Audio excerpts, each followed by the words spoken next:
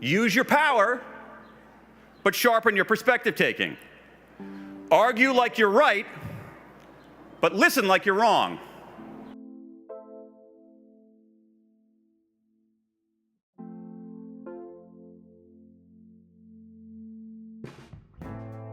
I'm going to give you 3 very simple instructions.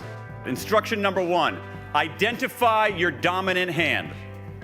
Instruction number 2, with your dominant hand, snap your fingers 5 times very quickly. Awesome. Instruction number 3, with the forefinger of your dominant hand, the pointer finger of your dominant hand, on your forehead, draw for me a capital E. Excellent. This is an experimental technique that social psychologists have used since the early 1980s to measure what's called perspective taking, the ability to get out of your own head and see things from someone else's point of view. Snap your fingers 5 times quickly. What's that instruction about? Nothing. It's just a distraction. Finally, you get to the part that the researchers really are looking for, which is this. There are 2 different ways to draw the E, all right? I can draw it like this, so you can see it, your perspective, or I can draw it like this, so I can see it, my perspective. Put people into an experimental setting, control for handedness, make them snap their fingers, ask them to draw an E. What do? Do they take their own perspective?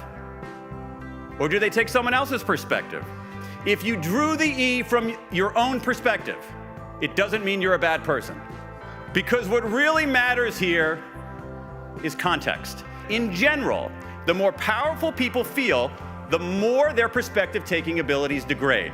All of you are about to become more powerful. Some of you will begin drawing the E differently than you drew it today.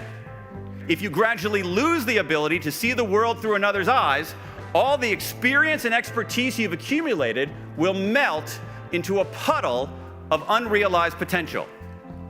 But if you work to balance power and perspective taking, you'll become a more effective leader because you'll offer reasons beyond "I said so" for why anybody should follow you. You will avoid what could be the biggest mistake that bosses, teachers, executives, government officials, and anyone else in a position of power can make. And the mistake is this: thinking you're the smartest person in the room. If you think you're the smartest person in the room, you've just proved that you're not.